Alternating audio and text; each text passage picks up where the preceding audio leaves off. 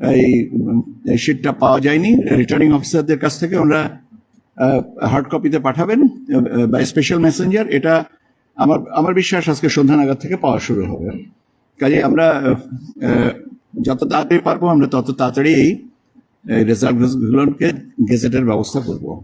বাংলাদেশ জাতীয়তাবাদী দল বিএনপি, আমি বলেছি যে আমি 297টা আসনের কথা তথ্য দিচ্ছি, সেখানে 209টা আপনার আসন তারা পেয়েছে প্রাথমিকভাবে আমাদের কাছে যে তথ্য আছে সেই অনুযায়ী।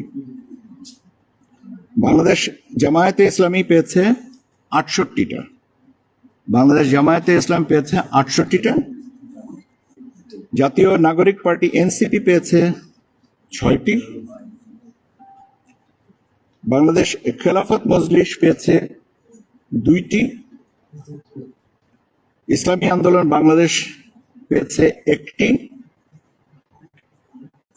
গণ অধিকার পরিষদ পেয়েছে 1টি, বাংলাদেশ জাতীয় পার্টি বিজেপি পেয়েছে 1টি, গণসংহতি আন্দোলন পেয়েছে 1টি, খেলাফত মজলিস পেয়েছে 1টি, আর 7টা স্বতন্ত্র প্রার্থী আসন পেয়েছেন, বা 7টা আসনে স্বতন্ত্র প্রার্থী আমাদের কাছে ভোটের হিসাবে এগিয়ে আছেন অন্যদের থেকে।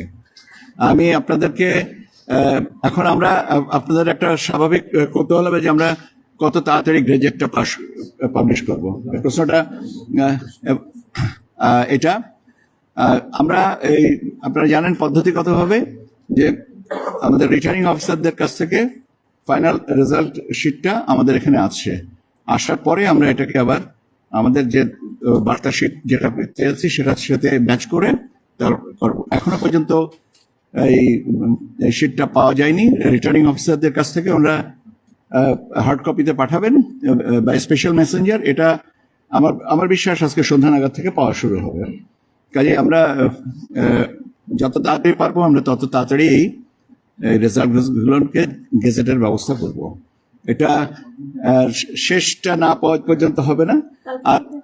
আমি আচ্ছা, শেষটা এখন যদি কালকের মধ্যে হয়, কালকে যদি আমাদের দেরি করার তো কোনো যৌক্তিক কারণ নেই, আমরা দেরি করে তো বরং সবাইকে আমাদের কোনো দরকারই নেই, আমরা তো তাড়াতাড়ি করতে চাচ্ছি।